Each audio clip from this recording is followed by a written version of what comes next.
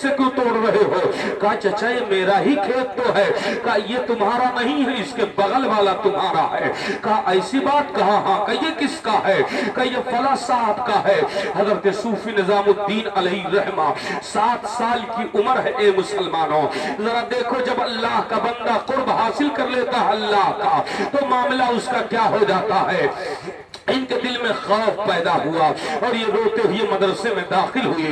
जब रोते हुए मदरसे में आए तो इमाम साहब ने पूछा, कहा निजामुद्दीन बेटा क्यों रो रहे हो? कहा ए हजरत, हमने अपने गांव के एक साहब के खेत से अपना खेत समझ करके उसमें से फलियां तोड़ ली, हमने 2-3 फली को खा लिया है, अब हम क्या करें, उनसे माफी मांगना है, इसलिए हम रो रहे हैं कि अगर वो माफ ना करेंगे तो हो सकता है कि अल्लाह ताला मेरी गिरफ्त कयामत में मुझसे फरमाए और इससे सवालों जवाब हो। इतना कहना था। इमाम साहब मुस्कुरा पड़े और हंसते हुए कहा, बेटा घबराओ ना ए निजामुद्दीन, वो तुम्हारे पड़ोसी तुम्हारे चचा लगते हैं, वो तुम्हें इन फलियों के लिए कुछ नहीं कहेंगे। अभी जब छुट्टी होगी तब चले जाना और उनसे बता देना। इतना कहना था। हजरत सूफी निजामुद्दीन अलैहि रहमा रोते हुए कहते हैं, ए हमारे उस्ताज़े गिरामी ये बताइए कि किसको पता है पल भर में किसका इंतकाल हो जाए। अभी मेरा इंतकाल हो जाए या उनका इंतकाल हो जाए तो मैं किससे माफी मांगूंगा। इसलिए मेहरबानी होगी हमें छुट्टी दे दीजिए, हम जाकर के पहले उनसे माफी मांग ले और जब वो माफ कर दे तो आकर के हम आपके मदरसे में दाखिल हो जाएं। जब ये जज्बा सुना तो उस्ताद भी उठकर खड़े हो गए और आपको लेकर के गए। जब उस आदमी ने आपको देखा तो अपनी गोद में उठा कर लिया और कहा, ए निजामुद्दीन तेरे लिए सारा खेत में हिबा कर देता। ए निजामुद्दीन घबराना बेटा, मैंने माफ कर दिया। लोगों ने नजरों से पहचाना और यही कहा था ये बच्चा कोई आम बच्चा नहीं है। वही बच्चा आगे चल के हजरत खतीबुल बराहीन सूफी निजामुद्दीन बनकर दुनिया में रोशन हुआ। जब बचपन से तरबियत होती है, शरीयत की पाबंदी होती है, तब जाकर के इस कदर अल्लाह अपना कुर्ब अता फरमाता है कि दुनिया उनका खुतबा पढ़ती है, उनके चौखट पर जाती है। जिस तरफ वो चलते हैं, अपने हो चाहे बेगाने हो, पराए हो चाहे अपने हो, उसी के पीछे चलने लगते हैं। इसीलिए शायर इशारा कर रहा है कि मेरे सरकार का दीवाना जिधर हो जाए, मेरे सरकार का दीवाना जिधर हो जाए, और जिस तरफ जाए जमाना भी उधर हो जाए, उधर हो।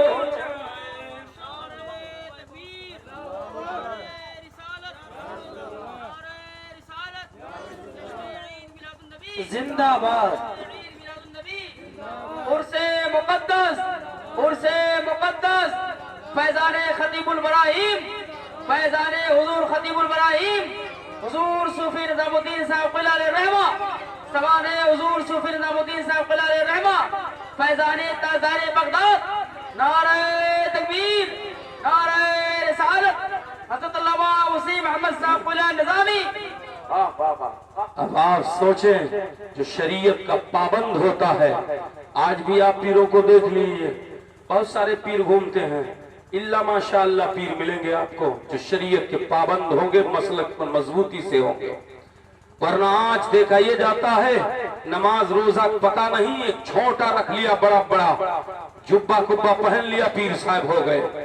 और हमारे दोस्त, हमारी कौम के लोग उनको बड़ा वली समझ लेते हैं, सोचते हैं बहुत पहुंचा हुआ है, न जाने कहां तक पहुंचा है, जहन्नम तक पहुंचा है कि आले इल्लीन तक पहुंचा है। शरीयत के बाल बराबर अगर कोई हट जाए तो अल्लाह का वली नहीं हो सकता है। इस बात को याद रखिएगा। आज ये देखा जाता है कि पीर साहिबान लोग, मैंने कितने लोगों को अपनी आंखों से देखा है कि पीर साहब जब आते हैं तो औरतें आकर के पैर दबाती हैं, औरतें हाथ चूमती हैं, औरतों के सर पर वो दस्ते दस्त फेरते, हाथ फेरते हैं, उनका पीठ थपथपाते हैं। माज़अल्लाह, ये हराम है, शरीयत में हराम है। चाहे वो पीर हो, चाहे गौस किसी औरत को छूना, उसकी तरफ देखना हराम है, हराम है, हराम। अल्लाह अल्लाह अल्लाह। ये तरीका होना चाहिए। ये तरीका नहीं होना चाहिए कि कमरे में औरतें जाएं, पर्दा में पीर साहब आराम से बैठे हों। ये पीरों का काम नहीं है। पीर वो है जो शरीयत का पाबंद है, जो शरीयत के खिलाफ कदम ना उठाए।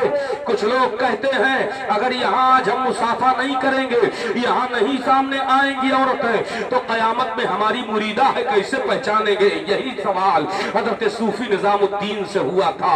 मेरे हजरत का मामला ये था, मुसलमानों पढ़ो किताबों को, कि आपकी निगाह इस कदर नीची थी, इस कदर नीची थी कि आपने किसी गैर महरम को उठाकर आंख देखी नहीं है।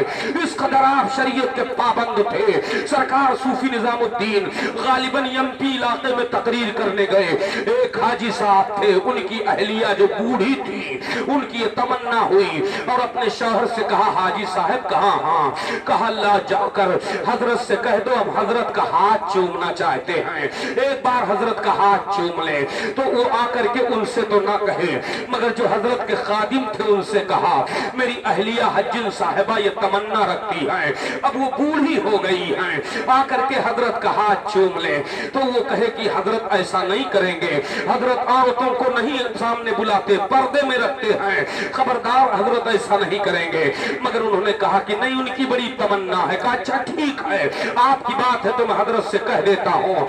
जैसे वो गए और कान में धीरे से कहा कि हुजूर एक हज्जिन साहिबा जो हैं, फला साहब की जो बीवी है वो बुजुर्ग व ज़ईफा हो चुकी हैं, उनकी तमन्ना है कि आपके दस्ते पाक को चूम ले, सरकार आप इजाजत दे दें। इतना कहना था, सरकार सूफी निजामुद्दीन अलैहिर्रहमा फौरन बेदारी के आलम में जैसे हो गए हो, फरमाया अस्तगफिरुल्लाह ला हौला वला कुव्वता इल्ला बिल्लाह। चाहे वो बूढ़ी हो चाहे जवान हो, हमारे लिए गैर महरम है, इसलिए वो हमारा हाथ नहीं चूम सकती है। उन्होंने इसरार किया तो आपने अपना रुमाल शरीफ दिया, कहा ले जाओ कह दो इसी को चूम ले, हमारा हाथ समझ लो चूम लिया। जब लेकर के गए हज्जिन साहबा ने रूमाल को चूम लिया और जब हजरत की बारगाह में लेकर के आए देने के लिए, तो हजरत उस रूमाल को ऐसे ऐसे जैसे कोई आपको ना पसंदीदा चीज ला कर दे रहे हो, नहीं मेरे पास ना लाओ, नहीं मेरे पास ना लाओ। आपने फरमाया इसे उन्होंने छुआ है, वो अपने पास रखा है, अब इसको हम हाथ नहीं लगाएंगे। ये शरीयत की पाबंदी है, शरीयत की पाबंदी इसे कहते हैं। इसे नहीं कहते हैं कि तुम अपना पैर दबाओ और कहो मैं गौ से आदम हूं मादल्लाह, ऐसा नहीं हो सकता है। शरीयत पहले है, शरीयत किसी के बाद की नहीं, रसूल पाक का फरमान है, वो सब पर हुज्जत है। चाहे वो पीर साहिब हो, चाहे अल्लामा साहिब हो, चाहे एक आम आदमी हो, शरीयत सबके लिए एक सा हुक्म लगाता है। अल्लाह अकबर, वाह वाह वाह, क्या करें, बहुत अच्छे हुजूर, वाह वाह ये वाह। तलाश करें, पीर आपका जो है उसे देखें कि वो नमाज का पाबंद है कि नहीं है। एक पीर साहब थे, मुरीद करने जाते थे और जब मामला होता था तो कहते थे, नमाज पढ़ने के लिए एक मुरीदा पढ़ी लिखी थी एक औरत, कहा अपने शौहर से कि ये मेरे शौहर में पीर साहब आते हैं मगर इनको मैं नमाज पढ़ते नहीं देखती हूँ। कहा तुझको क्या पता, हजरत बहुत पहुंचीले हैं, हजरत बहुत पहुंचे हुए हैं। कहा कहाँ तक पहुंचे? कहा रे बहुत दूर तक पहुंचे हैं। हजरत की बारगाह में बात पहुंच गई पीर साहब के पीर साहब से। पीर साहब बड़ा कुटे, कहा मुझे कौन जानता है, मैं यहाँ नमाज पढ़ता हूँ, मैं काबा में जाकर नमाज पढ़ता हूँ, काबा में, यहाँ नमाज में नहीं पढ़ता हूँ, काबा में पहुंचकर नमाज पढ़ता हूँ। ये उनका कहना था। बीवी ने कहा ठीक है। उसने जब खाना तैयार किया तो चावल के अंदर सालन को रख दिया, ढक दिया और ले जाकर के पीर साहब को दिया। शौहर ने कहा हजरत तनाउल फरमाए, बैठे रहे, इंतजार करते रहे। हजरत से कहा हजरत खाइए पीर साहब क़िबला।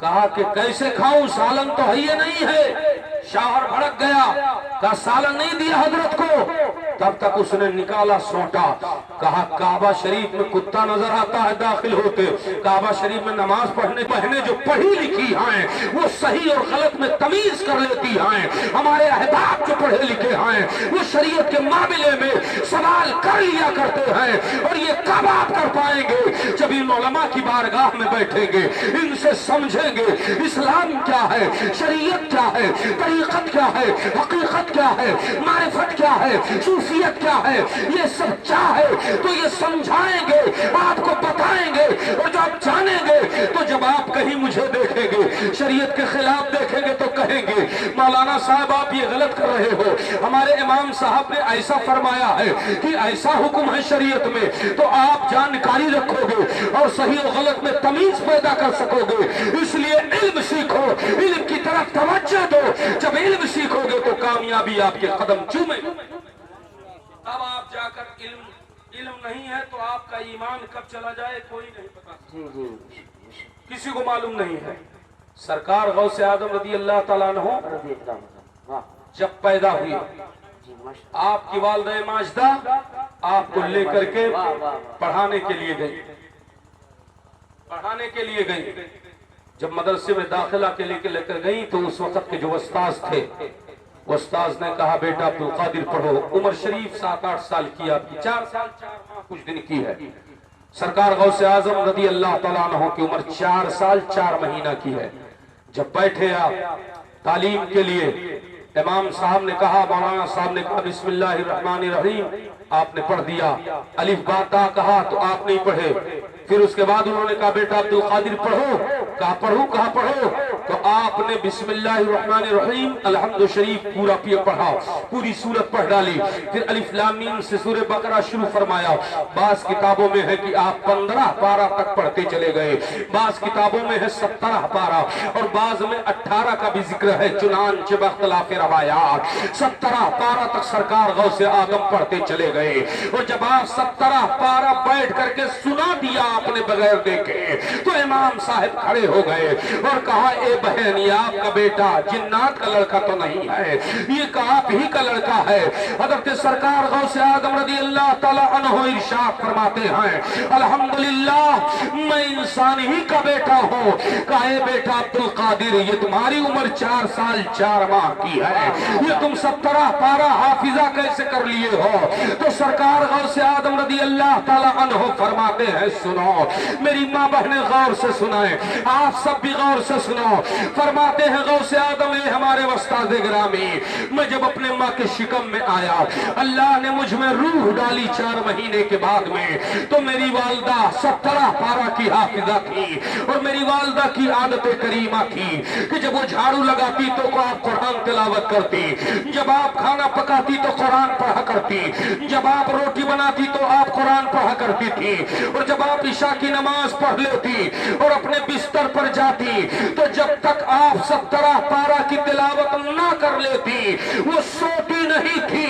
मैं अपनी वालिदा के शिकम में 5 महीना था, ये सुनता रहा, और जब मुझे अल्लाह ने दुनिया में पैदा किया तो मैं 17 पारे के हाफिज पैदा हुआ।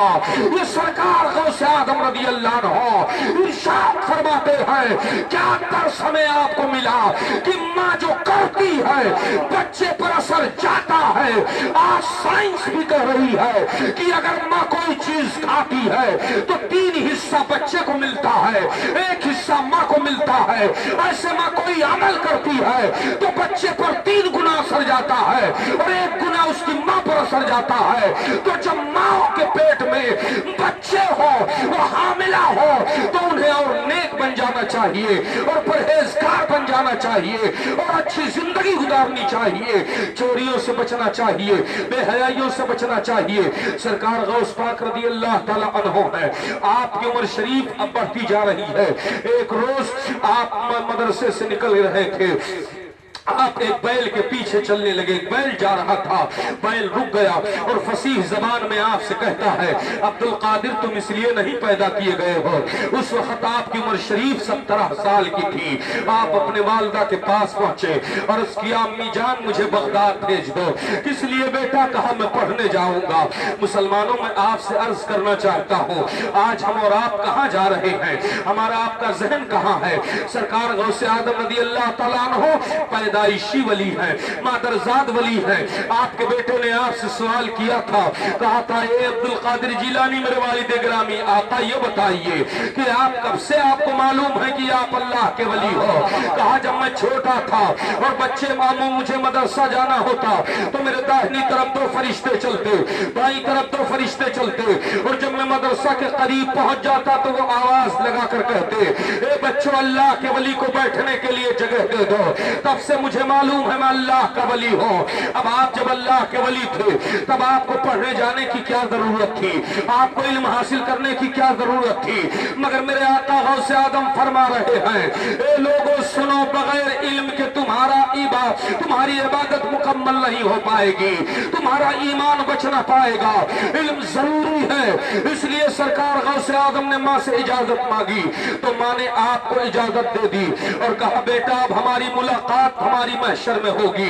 इसलिए आपकी वालिदा उस वक्त बहुत ज़ईफा हो गई थी और आपने इजाजत ली, 40 अशरफियां लेकर के आपकी गुदड़ी आपके अस्तर में सिल दिया सदरी में और आपको रवाना कर दिया काफिले के साथ। ये काफिला हमदान के रास्ते से गुजरता हुआ जब बगदाद के रास्ते पर चलता हुआ हमदान के जंगलों से गुजरा तो डाकुओं ने हमला किया। आपने सुना होगा, ये वाकया बार बार सुना होगा कि डाकुओं ने हमला किया तो एक डाकू ने आपसे पूछा कि बेटा तुम्हारे पास कुछ है? तो आपने फरमाया 40 अशरफियां हैं। और उस वक्त 40 अशरफियां बड़ी कीमत की होती थी। डाकू ने समझा मजाक कर रहा होगा बच्चा, चला गया। मगर जब उसके सरदार को पता चला तो उसने आपको बुलाया, कहा साहबजादे आपके पास क्या है? आपने फरमाया मेरे पास 40 अशरफियां हैं। उसने कहा कहाँ है? आपने फरमाया यहाँ है। सिलाई तोड़ी गई तो 40 अशरफियां निकलती है। उसने देखा, हैरानी के आलम में खड़ा हो गया। डाकुओं का सरदार आपके करीब बढ़ा, कहा ए साहबजादे अपना दस्ते पाक आगे बढ़ाओ। आपने ये क्या किया है? इसे छुपा लेते, हमसे बच जाता आपका माल। तो आपने इरशाद फरमाया सुनो, कुरान और हदीस ने झूठ बोलने को मना किया है। कुरान फरमाता है कि लानतुल्लाह अलल कादिबीन, लानत है अल्लाह की झूठों पर।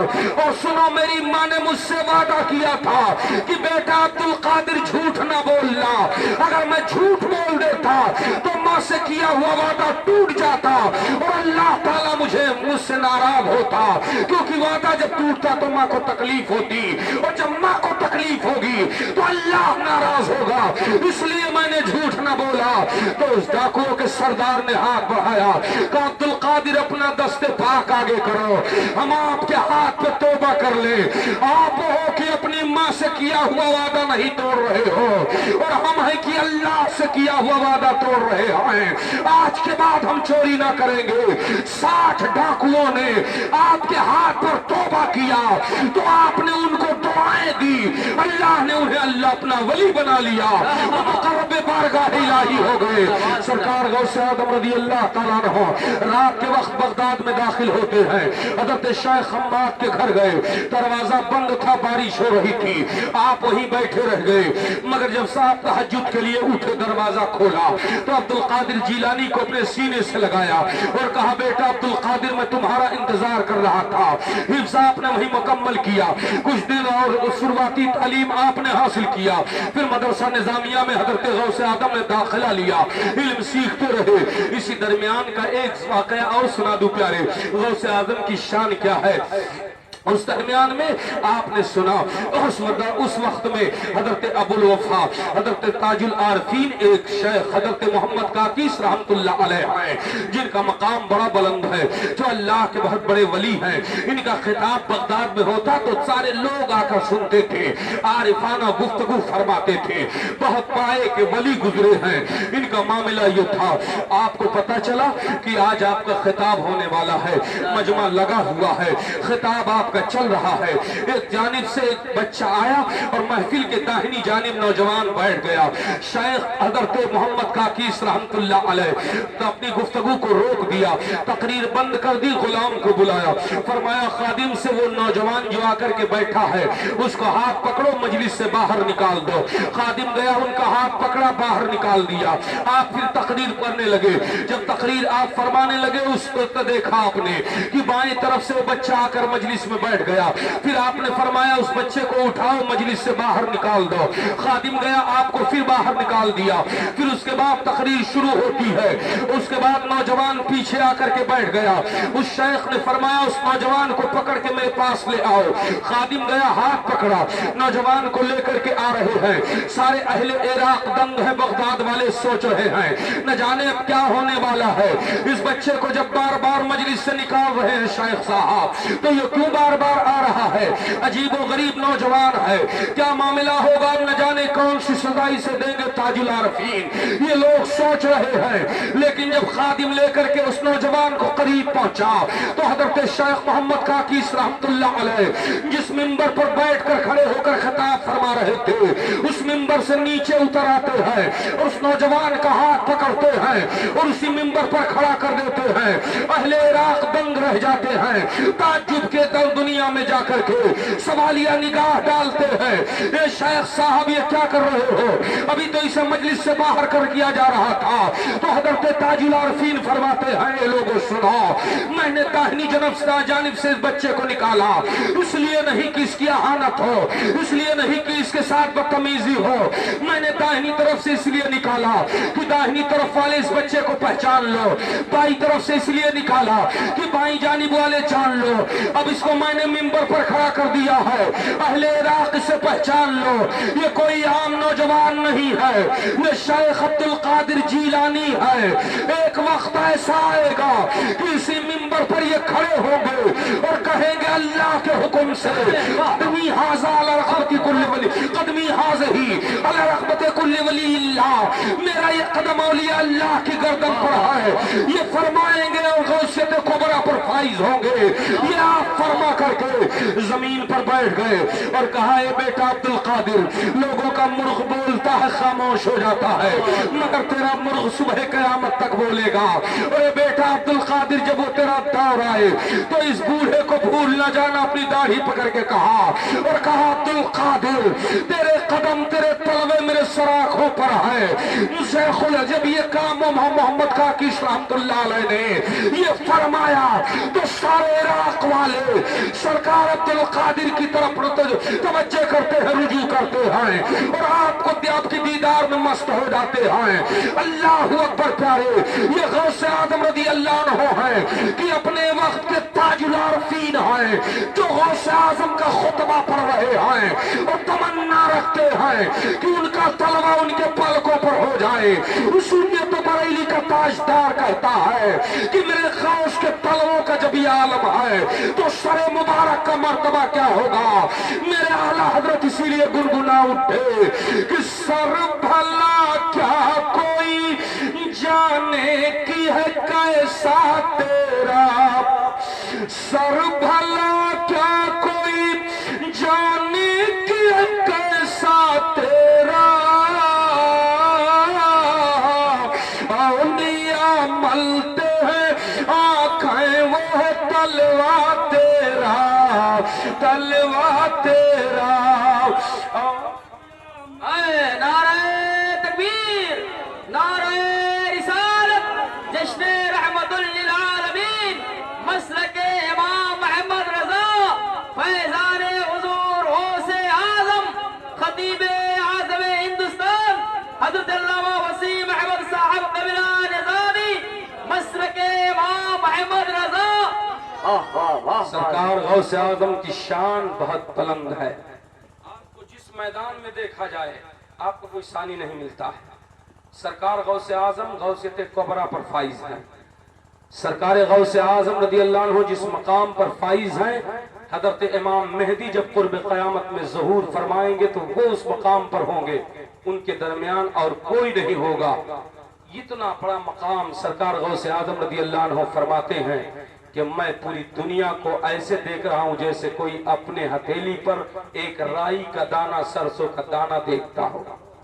سرکار غوث اعظم رضی اللہ تعالیٰ عنہ کو جس میدان میں دیکھو، آپ کو دیکھا اپنے مقام و مرتبہ، آپ آج لوگوں کو دیکھا جاتا ہے پڑھے لکھے نہیں ہوتے، پیر صاحب بن جاتے ہیں، لیکن غوث اعظم کا علم جانتے ہو، اتنے بڑے عالم کی اپنے وقت کے مفتی اعظم ہیں، اپنے وقت کے مجدد اعظم ہیں، اپنے وقت کے وہ مفسر اعظم ہیں، اپنے وقت کے وہ محقق اعظم ہیں، اپنے وقت کے وہ رئیس اعظم، محقق اعظم، جو بھی آپ کہہ لیجئے، اپنے وقت میں وہ سب سے بڑے عالم دین ہیں۔ اور اس کا کیسے آپ کو پروف کراؤں؟ سنو، یہ دنیا تحقیق کی چل رہی ہے، بغیر حوالہ کے کچھ کوئی مانتا ہی نہیں ہے۔ آؤ میں عرض کروں پیارے، کتابوں میں لکھا ہے کہ حضرت ابو العباس احمد بن احمد روایت کرتے ہیں، کہتے ہیں کہ حضرت شیخ عبد القادر جیلانی رضی اللہ عنہ کا علم دیکھو، وہ کہتے ہیں کہ ایک مرتبہ غوث اعظم جب پڑھ لکھ کر فارغ ہو گئے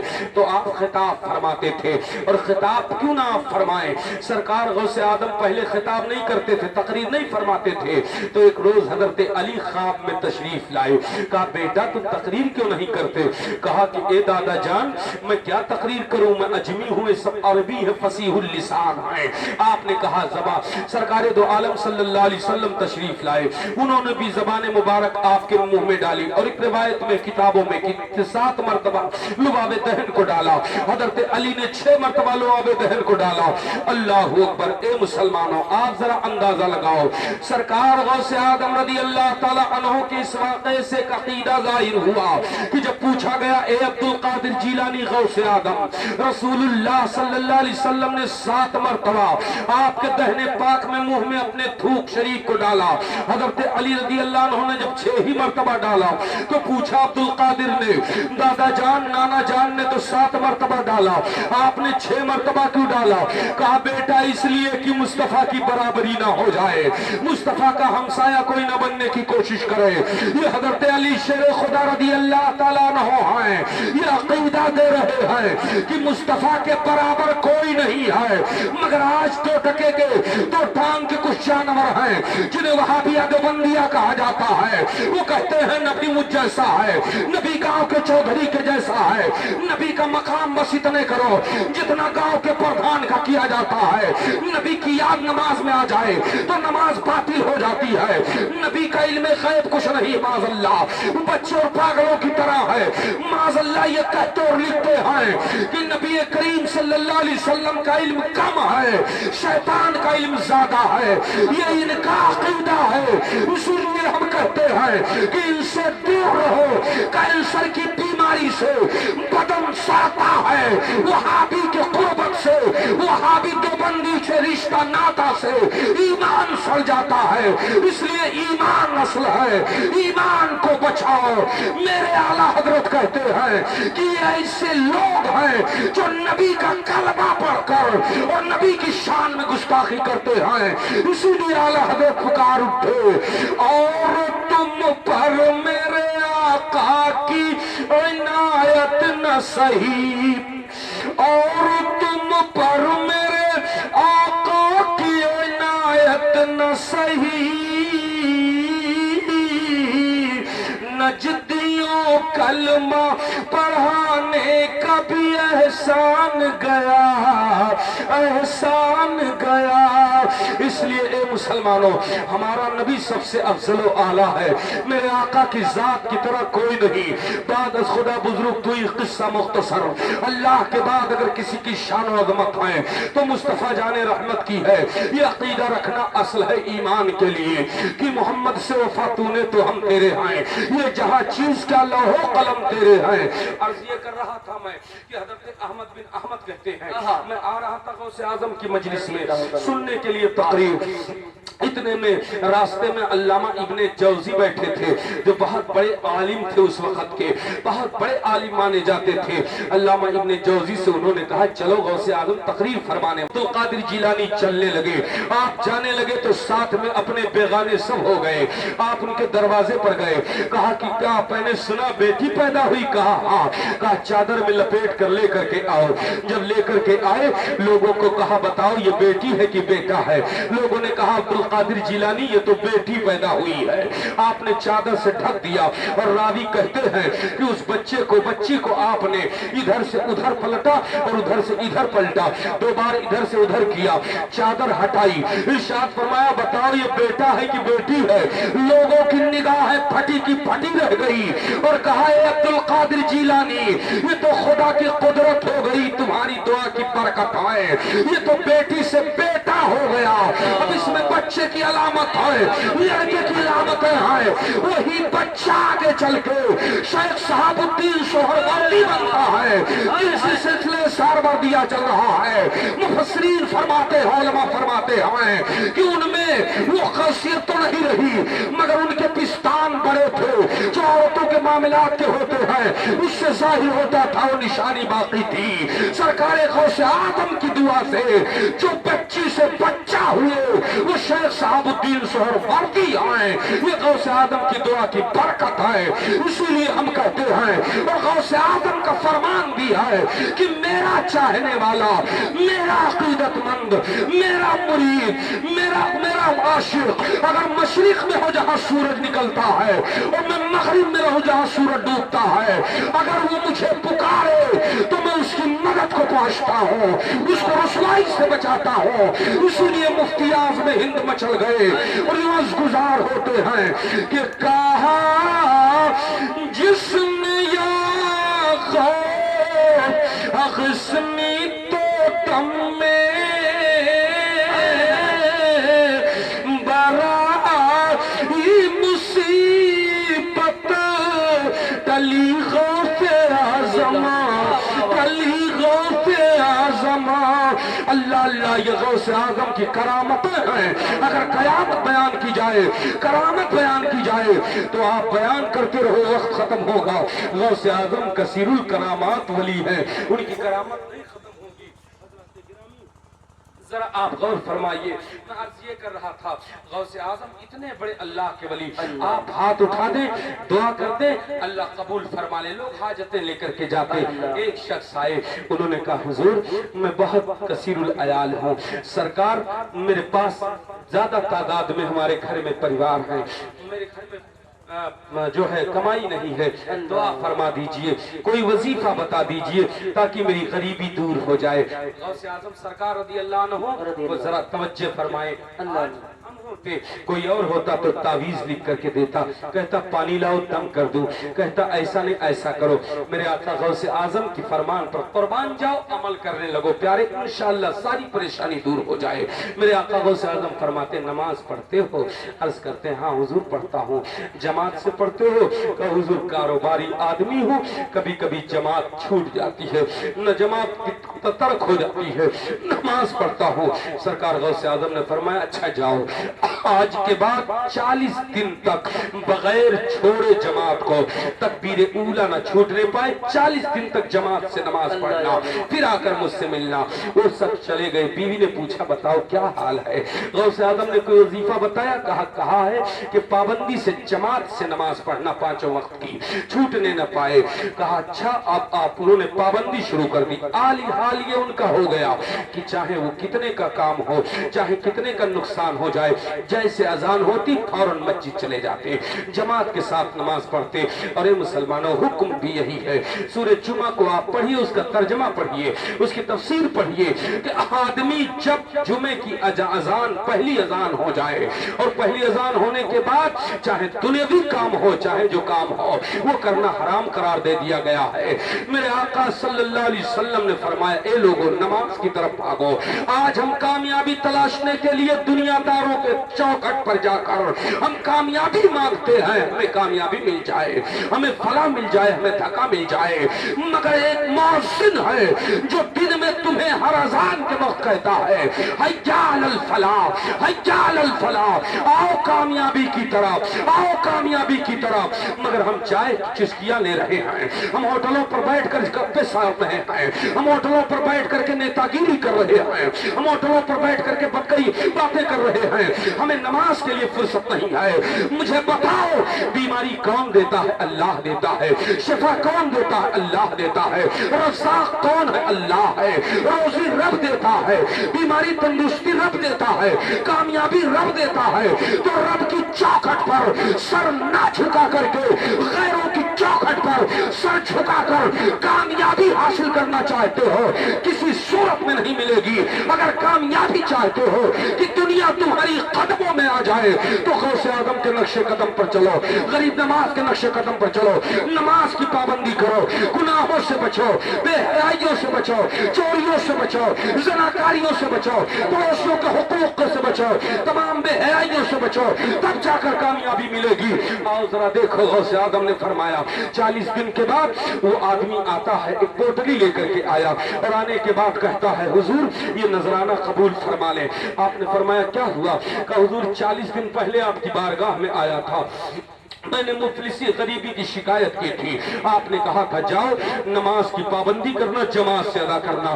سرکار میں نے جماعت سے نماز پڑھی ہے، میرے آقا بھی 40 دن پورا بھی نہ ہوئے تھے کہ غیب سے ایسے رزق آنے لگے، ایسے روزیاں آنے لگی جہاں سے مجھے گمان نہیں ہوتا تھا۔ اے آقا غوث اعظم آج ہمارے گھروں میں نوکر ہیں، نوکر کام کرتے ہیں، اللہ نے اتنی برکتیں نازل فرما دی ہیں۔ غوث اعظم رضی اللہ عنہ نے اس پوٹلی کو اٹھایا، راوی کہتے ہیں کہ بغداد کے کھنڈرات کی طرف غوث اعظم چلے گئے اور جو فقیر وہاں تھے ان فقیروں کو ان میں سے ٹکڑے دے دیا۔ راوی کہتے ہیں جن جن فقیروں کو، بھکاریوں کو ان سے ٹکڑا ملا وہ بھی بغداد کے امیروں میں شمار ہو گئے۔ اتنی برکت ہوئی اس میں۔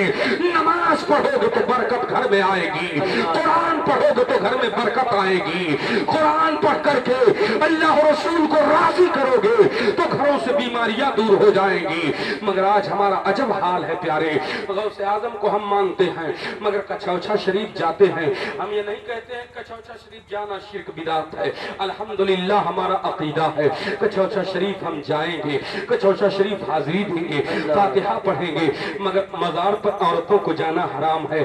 مگر آج حال یہ ہے ایک ایک مہینہ لے کر پڑے رہتے ہیں اور ان کو ساتوں بابا آتے ہیں۔ آج کی عورتوں کو دیکھو، اللہ اکبر، میں تو کبھی کبھی جاتا ہوں حضرت پریشان ہو جاتا ہوں، وہ چھوٹا کھولے گن گن گن گن معاملہ پیش کیے ہیں، کوئی کچھ کر رہا ہے، کوئی کچھ کر رہا ہے اور صاف ظاہر ہوتا ہے کہ یہ معاملہ ان کا سب وہی ہے، معاملہ پھینکو والا، ایسا مسئلہ ہوتا ہے۔ ورنہ جانو غوث اعظم کا نام جس گھر میں لیا جائے اس میں آسیب آ جائے۔ غوث اعظم کا نام اتنا برکت والا ہے کہ جنات کے بادشاہ نے وعدہ کیا تھا کہ جو عبد القادر کا سچا غلام ہوگا کوئی جن اسے پریشان نہیں۔ اللہ اللہ، واہ واہ واہ واہ، زندہ باد، واہ واہ۔ اور آج ایک عورت کو جنات آیا، اس کو بلایا گیا، کہا حضرت دعا کر دیجئے۔ جی میں پہنچا، ہم نے کہا دعا کرنے کے لیے ہمیں کون ہو؟ کہا ہم 1000 جنات، اللہ، ہمارا سردار بھی ہے۔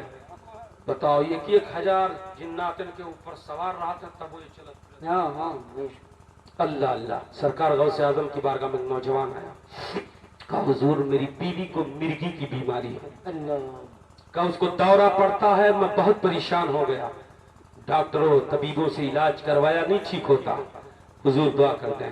آپ مسکرا اٹھے، سرکار غوث اعظم مسکراتے ہوئے فرماتے ہیں ہندوستان کے سراندیپ لنکا کے پہاڑی کا ایک جن ہے جو تیری بیوی کو ستا رہا ہے۔ اللہ، کہ حضور تب فرمایا جب تیری بیوی کو جیسے دورہ آئے گا، مرگی آئے گی، اس کی کان میں دھیرے سے کہہ دینا کہ شیخ عبد القادر جیلانی نے کہا ہے اب نہ آنا ورنہ قتل کر دیے جاؤ۔ اللہ اللہ اللہ، वो नौजवान उठा चल दिया और गया। जब उसकी बीवी को दौरा आने लगा तो उसकी कान में धीरे से कहा, "ए सरानदीप लंका के पहाड़ों का जिन, सुन, तेरा नाम खानिस है।" और शेख अब्दुल कादिर जीलानी ने कहा है कि अब ना आना वरना कत्ल कर दिए जाओगे। उसके बाद उसकी बीवी ठीक हो गई। और रावी कहते हैं कि अल्लाह की कसम, जब तक गौसे आदम हयात में थे तब तक पूरे इराक में किसी को मिर्गी आई ही नहीं। ये गौसे आदम के चाहने वालों का आलम है कि उनका सच्चे दिल से नाम लो तो हर तरह से महफूज हो जाओगे।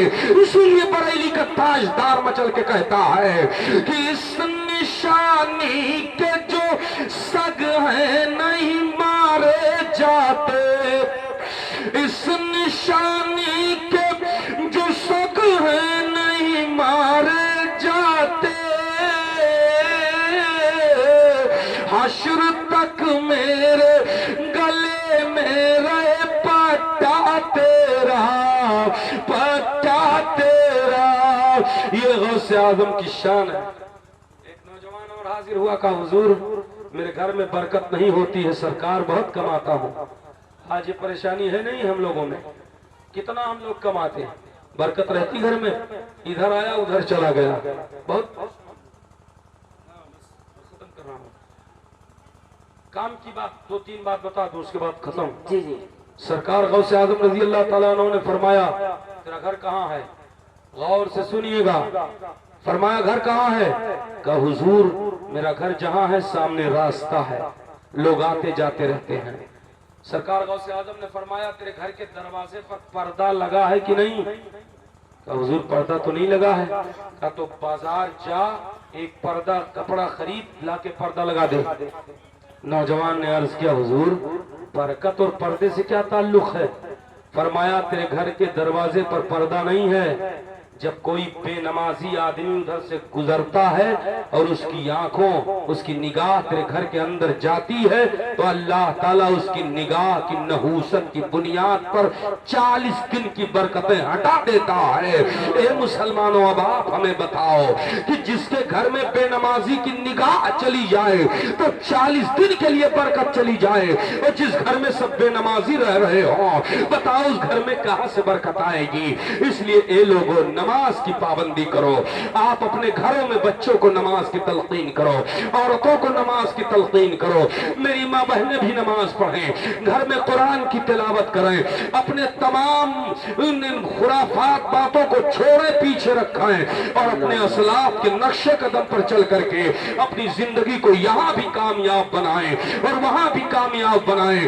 गौसे आदम रज़ी अल्लाह ताला अन्हु को तकवा को जब देखोगे तो आपका तकवा इस आलम में है कि 40 साल तक गौसे आदम ने फजर की नमाज ईशा के वजू से पढ़ी। अल्लाह सुभान अल्लाह सुभान। सोचिए, ऐसे नहीं गौसे आदम का मकाम बुलंद है। अल्लाह अल्लाह। 40 साल तक ईशा के वजू से फजर की नमाज गौसे आदम ने पढ़ी। सर सोचो, और वजू टूटने के लिए सोना भी उम्मत के लिए है कि अगर उम्मत सो गया तो वजू टूट जाएगी। गौसे आदम रज़ी अल्लाह अन्हु मस्जिद में ईशा की नमाज पढ़ते, बैठे रहते, अल्लाह की इबादत में लगे रहते। आपको एक झपक आ जाती, आंख जरा सी लगती, एक लम्हे के लिए आंख खुल जाती, फिर आप तहज्जुद की नमाज पढ़ते, इसलिए कि तहज्जुद के लिए सोना जरूरी है। इसीलिए इसी तरीके से अब बैठ करके आदमी सोए इस तरह से, जमीन पर उसकी सूरीन रखी हो, ढीला बदन ना पड़े तो वजू नहीं टूटता है।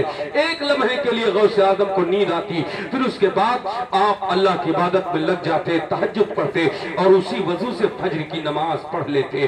40 साल तक ईशा के वजू से गौसे आदम ने फजर की नमाज को पढ़ा है। और ए मुसलमानों, गौसे आदम ने 15 साल तक एक पांव पर खड़े होकर पूरा कुरान रात भर तिलावत की है। ये गौसे आदम का तकवा है। आप तशरीफ ले जा रहे थे, जीने पर एक कदम है, एक उठा है, दिल ने कहा अब्दुल कादिर बहुत थक गया, आराम कर ले। मेरे आका अब्दुल कादिर उसी हालत में खड़े हो गए और पूरी रात कुरान पढ़ते रहे। इस तरह नफ्स को आपने मारा है, नफ्स कहता उसके खिलाफ आप करते, नफ्स को आपने मारा है। ए मुसलमानों, इतनी تقویٰ، اس قدر پرہیزگاری، اس قدر مجاہدہ، اس قدر ریاضت جب آپ نے کی تو ایک مرتبہ بغداد کے کھنڈرات کی طرف جا رہے تھے، آپ کو ایک پیاس اتنی شدت کی لگی، آپ فرماتے ہیں میری زبان سوکھنے لگی، اتنے میں آسمان پر ایک بادل ظاہر ہوا، اس میں سے بارش ہوئی، میرا بدن بھیگ گیا، مجھے تراوٹ محسوس ہوئی، پیاس کم ہوا، پھر اس بادل سے ایک روشنی پھوٹی اور اس نور سے آواز آئی، اے عبد القادر میں تیرا رب بول رہا ہوں، اے عبد القادر تو نے اتنی عبادت کر لی ہے، اتنی نمازیں پڑھ لی ہے، اب تیرے لیے حلال حرام کی کوئی تمیز نہیں ہے، اب حرام تیرے لیے حلال ہو گئے، اب تو نماز نہ پڑھ، اب تو روزہ نہ رکھ، معاف کر دیا میں نے۔ اتنا سننا تھا شیخ عبد القادر جیلانی فرماتے ہیں لا حول ولا قوت الا باللہ العلی العظیم، اے ابلیس مردود تو شیطان ہے، تب تک وہ روشنی غائب ہو گئی، دھواں ہو گیا اور اس میں سے آواز آئی، اے عبد القادر تو نے مجھے کیسے پہچانا؟ کہا سن، جب نماز میرے آقا پر معاف نہ ہوئی تو میں کون ہوں؟ جب ابو بکر پر معاف نہ ہوئی تو مجھ پر کیسے معاف ہوگی؟ جب عمر پر معاف نہ ہوئی تو مجھ پر کیسے معاف ہوگی؟ اس لیے میں نے جان لیا تو ابلیس ہے۔ اس نے کہا اے عبد القادر تیرے علم نے تجھے بچا لیا، آپ نے فرمایا پھر تو دھوکہ دے رہا ہے، میرے علم نے نہیں، مجھے میرے رب کے فضل نے بچا لیا۔ تو شیطان وہ دھواں بھی غائب ہو گیا۔ یہ عبد القادر جیلانی ہے کہ آپ کا ایمان لینے کے لیے ابلیس آئے تو آپ اسے پہچان لیں۔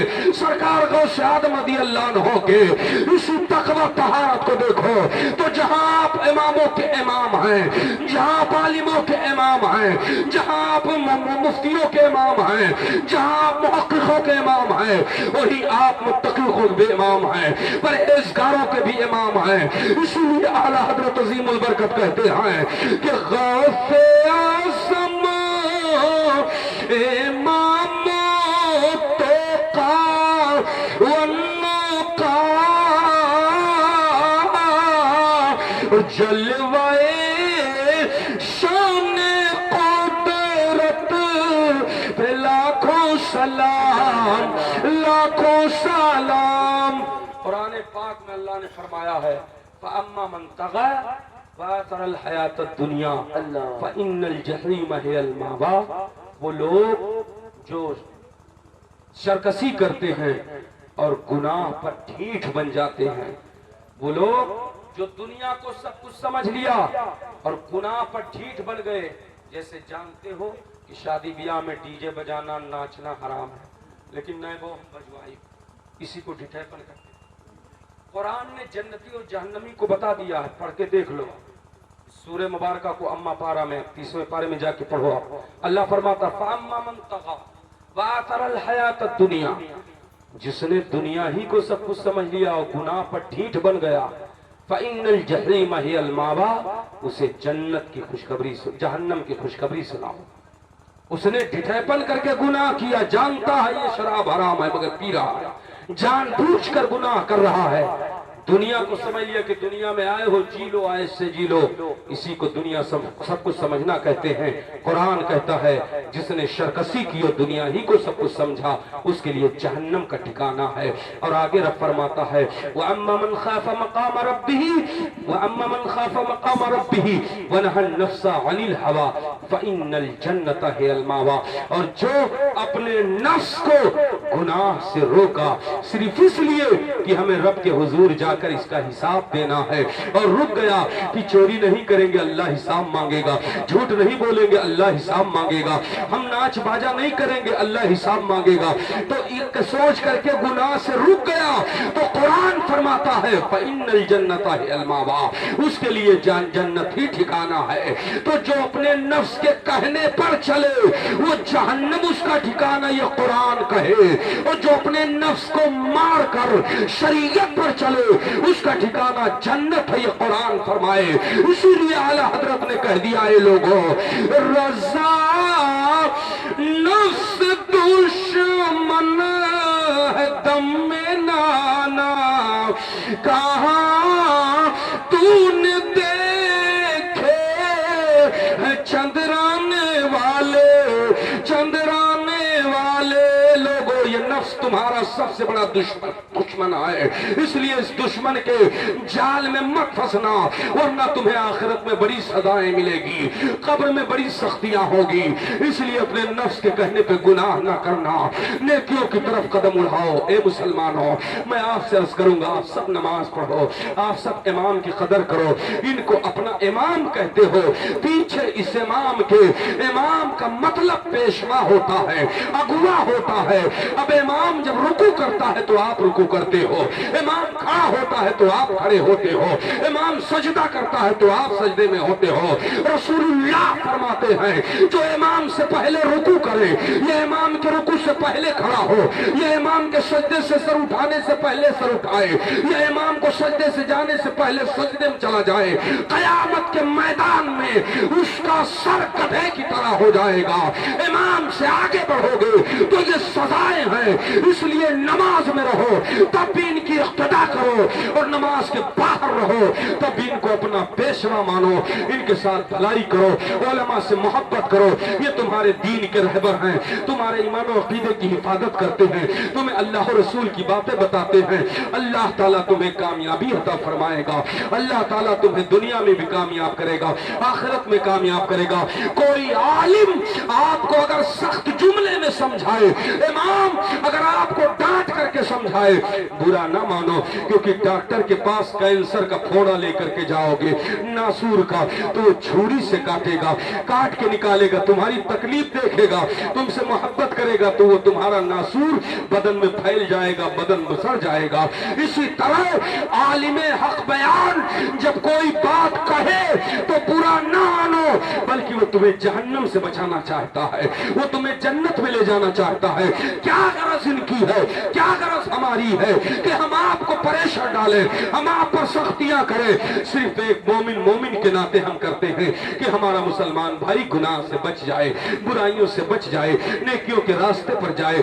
آج شادی بیاہ میں مسلمانوں کا آدھا سے زیادہ پیسہ خرافات میں خرچ ہوتا ہے، کہیں باجے پر خرچ کرتا ہے، کہیں ڈی جے پر خرچ کرتا ہے، کہیں رنڈیوں پر لٹاتا ہے، کہیں گولے بارود پر لٹاتا ہے، کہیں تماشوں پر لٹاتا ہے۔ اے مسلمانوں، اپنے ہاتھ کو سمیٹو، انہی کو بچاؤ اور بچا کر کے ان کو رکھو، اور رکھنے کے بعد اپنے بچوں کی شادی آسانیوں سے کرو۔ اور اگر کسی کی غریب بیٹی جوان ہے، اس کی شادی کے لیے انتظام نہیں، اس میں حصہ لے لو۔ خدا کی قسم، رنڈیاں ناچ کے لے کے چلی گئی، ہجڑے ناچ کے لے کے چلے گئے، ڈی جے والا لے کر کے چلا گیا، کوئی نفع نہ ملا، مگر ایک غریب بچی کی شادی تم نے کروا دی تو زندگی بھر وہ تیرے دو بچوں کے لیے دعائیں کرے گی، تیرے لیے دعائیں کرے گی۔ اگر کسی کی جھوپڑی کو تو نے بنوا دیا، اس کا چھت کروا دیا، تو اس کے بچے تجھے زندگی بھر دعائیں دیں گے۔ اس لیے رسول اللہ کا پیغام یہی ہے کہ اے مسلمانوں، نیکیوں کی طرف بڑھو۔ قرآن کہتا ہے ان اللہ یحب المحسنین، اللہ اسے محبوب رکھتا ہے جو لوگوں پر بھلائیاں کرتے ہیں۔ اللہ تعالی ہم تمامی حضرات کو ایک بنائے، نیک بنائے، اور اہدنا الصراط مستقیم پر چلنے کی توفیق و رفیق عطا فرمائے۔ جب تک جیو مسلمان بن کر کے جیو، مرو تو مسلمان بن کر کے مرو، مسلک اعلیٰ حضرت پر مرو، کل کے رضا ہے خنجرے خوخار برق بار، آدھا سے کہہ دو خیر، منائے نہ شر کرے، ذکر خدا جو ان سے جدا، چاہو نجدیوں واللہ ذکر حق نہیں، کنجی سخر کی ہے، اور یوں تو مسلک ہیں بہت، لیکن تمہیں اے دوستوں سوئے جنت مسلک احمد رضا لے جائے گا۔ مسلک اعلیٰ حضرت زندہ باد، فیضان حضور خطیب البراہیم پائندہ باد، وما علینا الا البلاغ۔ السلام علیکم۔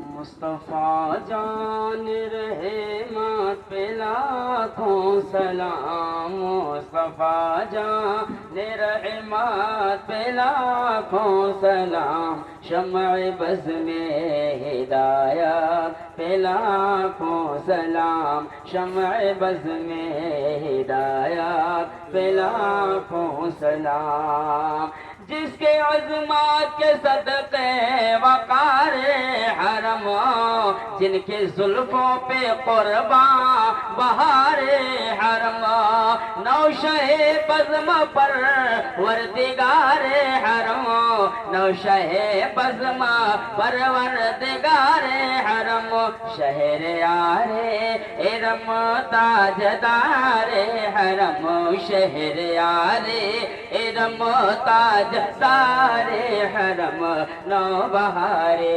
شفاعت پہ لاکھوں سلام نوبہار شفاعت پہ لاکھوں سلام نفسی نفسی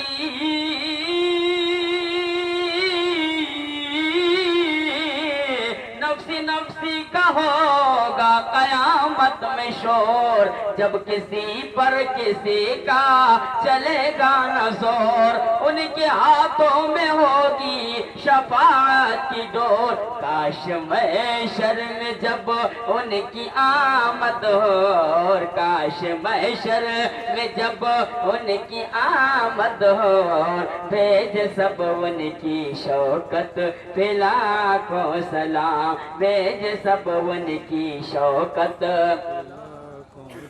جن کی جس کی منبر بنی گردن اولیاء اس قدم کی کرامت پہ لاکھوں سلام تو آقا غوث اعظم امام تو کاون کا غوث اعظم امام تو کاون کا غوث اعظم امام تو کاون کا جلوے شان قدرت پہ لاکھوں سلام جلوے شان قدرت مجھ سے خدمات کی خود سے کہیں ہاں رضا مجھ سے خدمات کے پد سے کہیں ہاں رضا مجھ سے خدمات کی خود سے کہیں ہاں رضا مصطفیٰ جان رحمت پہ لاکھوں سلام شمع بز میں ہدایت پہ لاکھوں سلام